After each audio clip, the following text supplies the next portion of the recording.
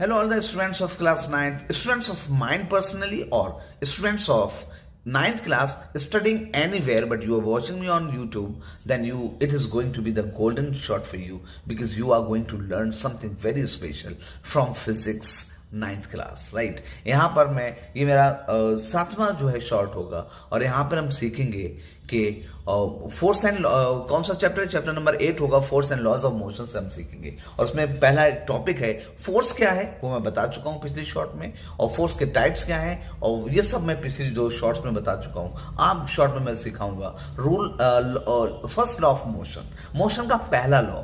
Motion का पहला law क्या है? अच्छा, मोशन के पहले लॉ को हम लॉ ऑफ इनर्शिया भी कहते हैं या इनर्शियल लॉ भी कहते हैं। What is this? होता क्या है? इसका मतलब है if something is at rest then it will remain at rest. अगर कोई ऑब्जेक्ट जो है वो रेस्ट में है, रुका हुआ है, तो वो रुका रहेगा।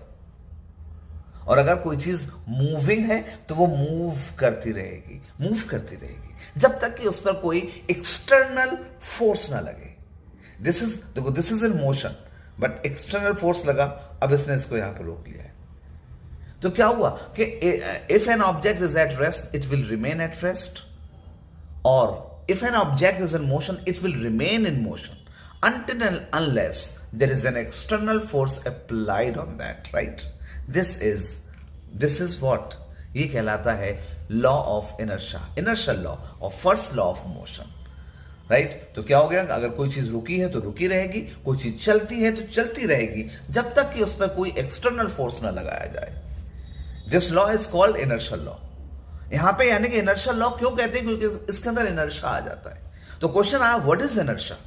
तो inertia is the tendency of an object that opposes any change. फिर से बोलो, inertia of an object is the tendency of an object that opposes any change. अगर कोई चीज रुकी है तो उसका इनर्शिया चाहता है वो रुकी रहे, अगर कोई चीज चल रही है तो उसका इनर्शिया चाहता है वो चलती रहे। यानी कि इनर्शिया का मतलब है कि वो किसी भी चेंज को जो है क्या करता है, विरोध करता है।